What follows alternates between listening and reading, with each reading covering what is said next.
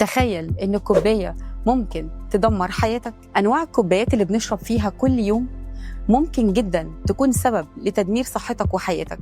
الكوبايات البلاستيك العادية خصوصا لو رخيصة أو مكتوب عليها رقم 7 أو مش مكتوب حاجة خالص ممكن تطلع مواد اسمها BPA. المواد دي بتتصرف جوه جسمك زي الاستروجين بالظبط، وده يخلي هرموناتك تتلخبط ويأثر كمان على الخصوبة. طب البديل إيه؟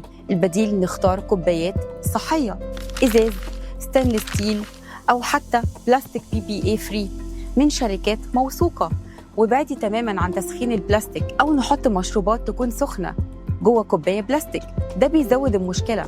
صحتك في التفاصيل الصغيرة. الكوباية اللي في إيدك دلوقتي اختاريها صح علشان جسمك يستاهل.